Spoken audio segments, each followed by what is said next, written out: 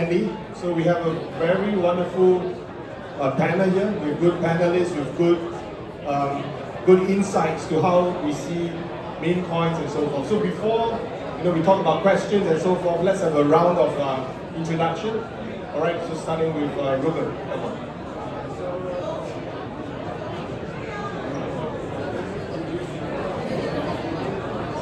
Perfect. So Ruben here from Flow Traders. Flow Traders itself is a global multi-asset market making firm.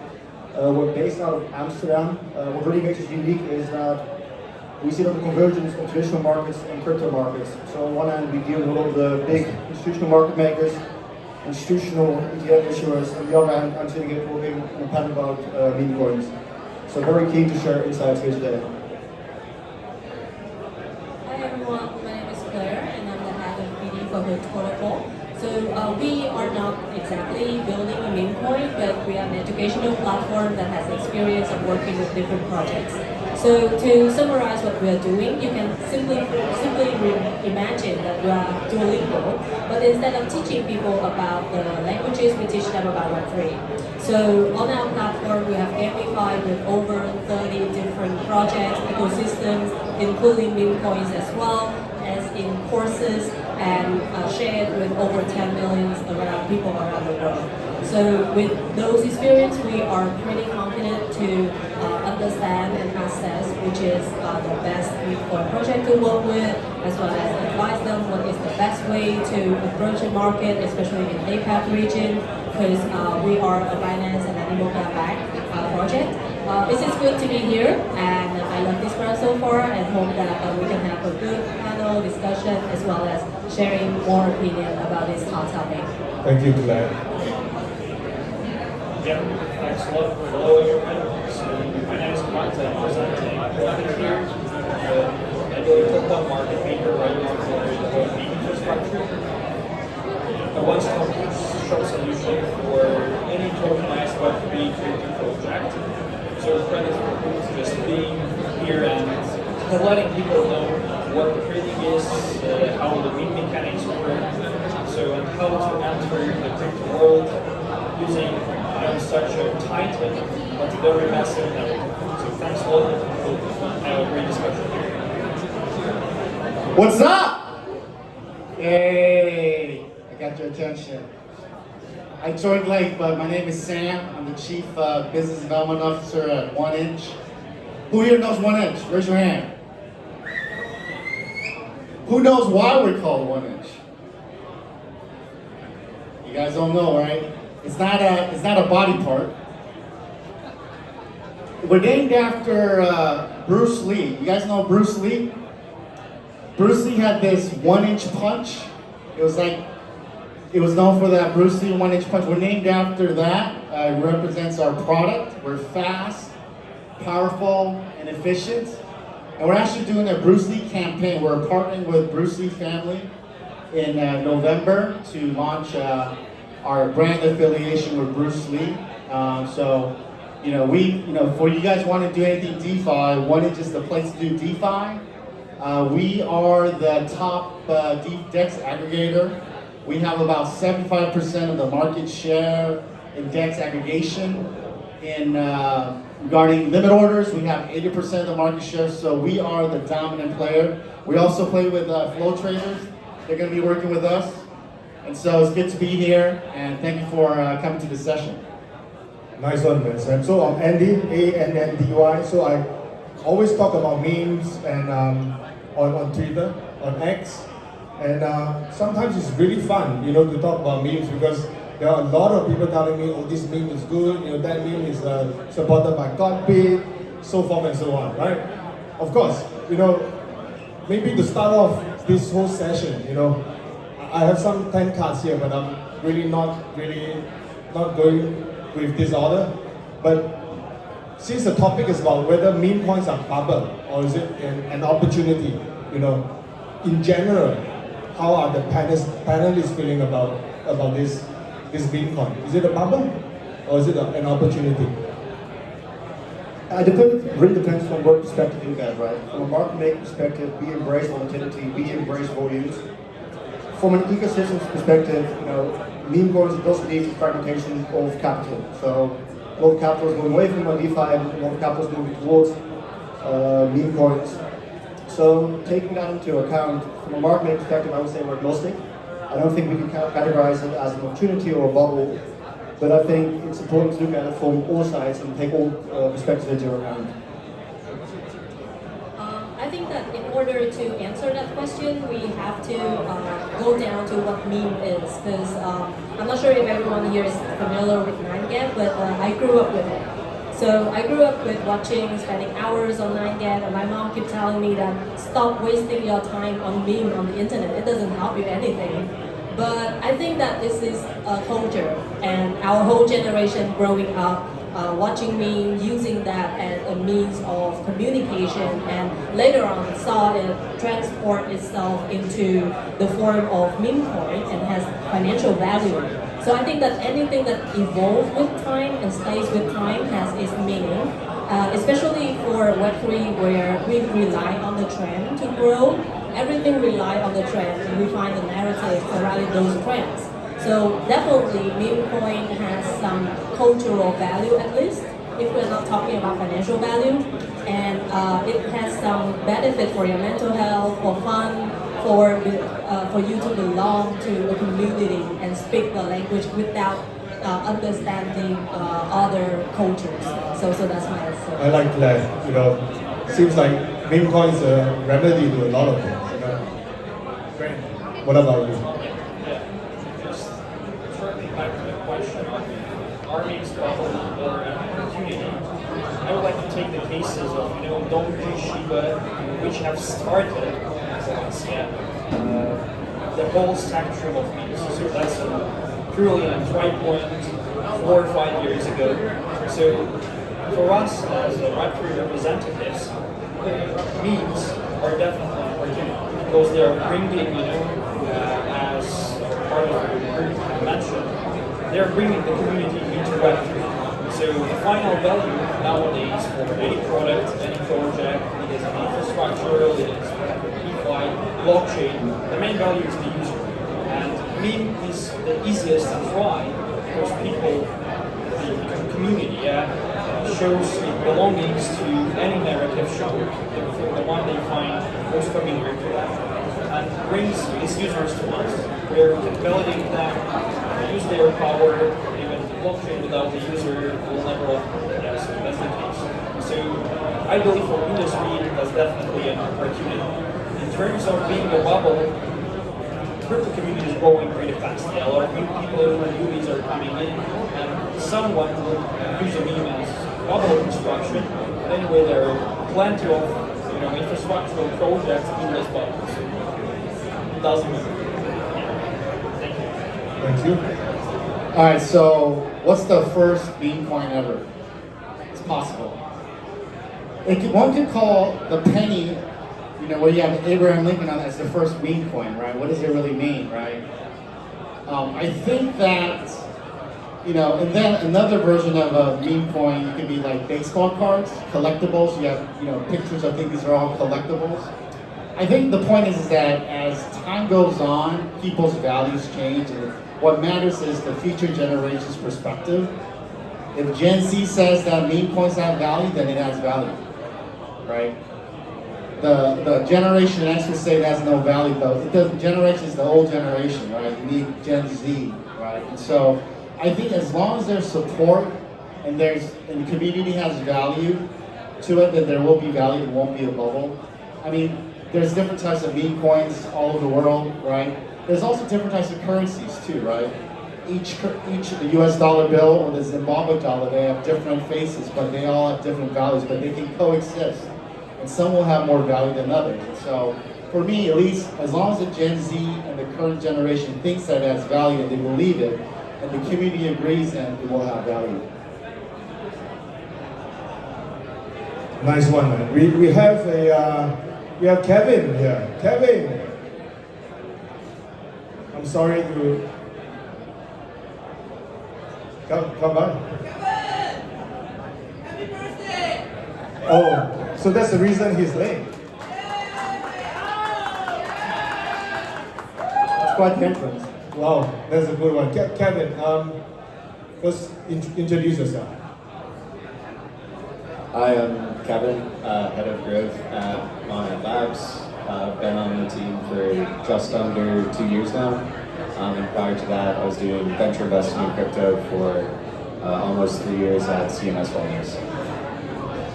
Nice one. All right, let's go to a few more questions. You know, I think this panel is getting larger and more insightful as we go along. So, first one, maybe for Ruben, you know, from a market making or from an institutional standpoint, you know, do you think that the current surge in Memecoin and its volume does it really matter? Because you can see a lot of new meme coins on Solana, for example. You know, the kind of volume is crazy. You know, do you think it's sustainable? Do you think this is something that will go away soon? You know, what do you think? I think it's important to take a step back. Like, where is this volume coming from? If you look at the last cycle, when we talked about Shiba, we talked about Doge. There was a lot of volumes, but predominantly volumes in centralized exchanges. With the likes of like 1inch coming up, with like on-chain order books, the SIM futures, hyperliquid, it's become a lot easier to access, create, and trade these meme coins. So for a lot of these ecosystems, and Mona, I'm really curious to get your take on this as well, it is very important to enable these trading opportunities, but also it's really a catalyst to grow these ecosystems. So I think, you know, you touched on Solana. If you look at the DeFi trading volume on Solana, there's a clear correlation to TVL growth, to volume growth, and to price growth of these meme tokens. So I think, you know, it is a massive unlock for ecosystems to enable meme coin trading. I agree. What about you, Kevin? Do you think such a phenomenon is sustainable in your point of view? I think that it will likely either decrease 90% or 10x. I doubt it stays kind About of 100x? Or 100x, yeah, sure. It's like this, it happens, things happen in crypto a lot that they burn really fast and really bright for a short period of time, and then kind of die out or just see much less attention, much less volume. Meme coins are like obviously probably something in that camp. NFTs fit very similar style.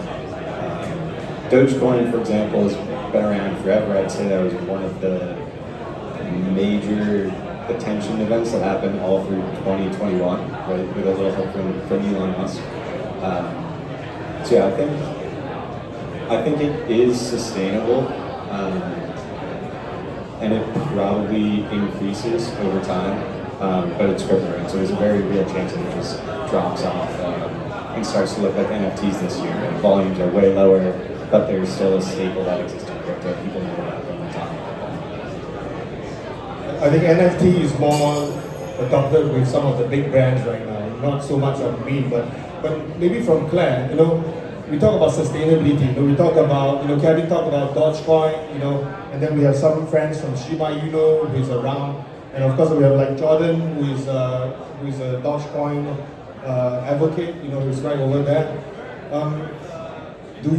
Why do you think Dogecoin and Shiba Inu belong to the more sustainable category versus, you know, some of my friends who was telling me about, you know, like Bonk, or maybe they talk about these Tron meme coins, you know, they tell me that, hey bro, this is not going to work, you know, it's going to go away in 3 months.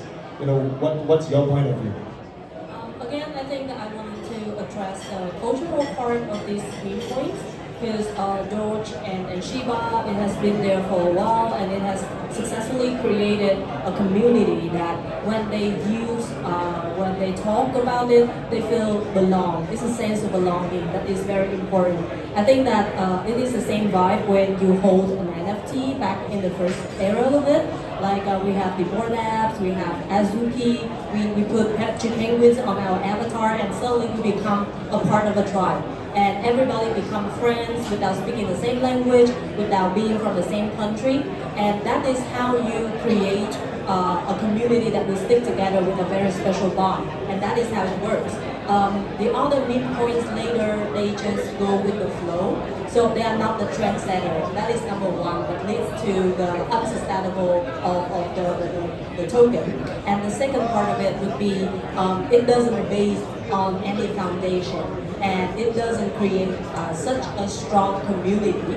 So I think that, again, I don't want to self-advertise right now, but education is very important, how to create a community that's wholeheartedly support your token, no matter the ups and downs. It's more important than creating just a moment of FOMO. And yeah, it doesn't last for like 3 months. I would say 3 months is too long.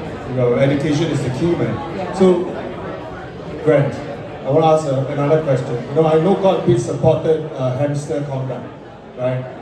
I've seen that their numbers are like 200 million or I don't know, maybe 1 billion right now. You know, how sustainable are these this meme coin? You know, number one, and then you know, how many real users are there? How many KYC users are there? Can you speak closer to the mic? Yeah, definitely. So, just taking this phenomenon, you know, as a core point of building the communities, I think everything stands for the founder itself. Hope it will reach 1 billion one day, not yet. I think the top notch number was around 320 million players for the whole time. But about the KYC users, you know, the key is we will know it when the launch comes. So how many people will withdraw into exchanges? They're definitely the KYC ones. That's hard to just KYC everyone in a short period. So for me, yeah, I think that's trends are working in the cycle. So each time we have each bull run starts with some meme hype, and I believe all our colleagues here at the systems get benefits from memes coming in because you know, people who are not involved into the Web3, they're coming here to just have some financial success. Ecosystem grows. So it's Monad blockchain anymore, Solana, Tron, whatever. All the blockchains right now are trying to settle meme foundry to attract more users. Market makers definitely benefit because more volumes are coming into the market. Players are earning some natives, even if we're taking this tap narrative into involvement of the mass community into it. So they will earn some tokens, then they're delivered to trade Bitcoin, Ethereum, whatever else. DEXs, aggregators benefits a lot because billions of volumes are coming in. So sustainability mostly is based, of course, on a founder, on a vision of the project. So with Hamster, I believe it will be very long-term stuff, involving more and more people into the Web3 world, into the Web3 society, so just having more people around. You know, so even today, it is pretty crowded, but I hope just in 1 year it will be tripled. So let's see. Great. Sam, a slightly different question from you. You know, you look like the serious guy, you know. So a lot of complaints, you know, if you look at the coin market cap right now, top 20 is either layer 1 or maybe meme coins, more likely, yeah? Do you think meme coin is a big distraction, you know, in this space? And again, it goes back to the question, if it's a distraction, is it sustainable? Well, you know, I go back to my thesis on the generation, and so if the current generation says it's valuable, then it's valuable. You know, that's important. I think that one thing that's been good about meme coins is it has attracted non-crypto users of the Gen Z generation, right? And it has built communities. And so it has attracted more people who are never really interested in crypto, but they know memes, and they get into this community, the blockchain community. So it has been a positive effect of growing our community, growing awareness of crypto. It's fun. It doesn't always have to be serious, right? And so I think that for now, I think it's sustainable. I don't think it's too much of a distraction because it's part of our culture, right? We can't ignore an important part of our, you know, how we have fun now, right? It's not going to go away. I think it's going to be now. Is it going to look like what it's looked like now, like 2 or 3 years later? Probably not. It's probably going to evolve and have more mature ecosystems tied to it, more advanced features than just being a meme. So I'm a little bit, optimistic about it. I don't think it's a distraction. I think it's been helping our community more than anything else. So something off the script, yeah. So, I'm also a licensed fund manager in Singapore. So recently I got an increased query about, hey, is it okay for my family office to invest into meme coins? And then of course we explain the ups and downs and so forth. And then of course some of my colleagues is going to say that hey, it's going to be a bubble. But then family office with good amount of assets is we see this as an opportunity, right? Do you increasingly see more institutions or more family offices, more maybe top tier investors coming into the meme coin space? What do you think, Ruben? So from our perspective, we mainly trade with institutional counterparties. So that's mainly counterparties that trade ETP products or ETNs on screen. So from our perspective, we're not really quite seeing that yet. We're definitely hearing a lot about it. There's a lot of questions coming from the same kind of individuals and institutions. But until there is an offering which they can take on the balance sheet, I don't see them getting in very quickly. What about you, Kevin? Yeah, I have not heard of any institutions that are looking at meme coins as a serious opportunity. I love that they are coming to you with it. Like, I love that it is a thing. I just personally haven't seen it yet. I think it has, like, meme coins, definitely, whether they grow or shrink, they definitely will evolve. And I think a lot of, like, you look at pump funding, right? Pretty simple product, and it's the fastest protocol to ever generate $100 million in fees. Like every serious crypto project that we have, right? It's this like ridiculous meme coin launch. So it will evolve. I think we're going to see a lot more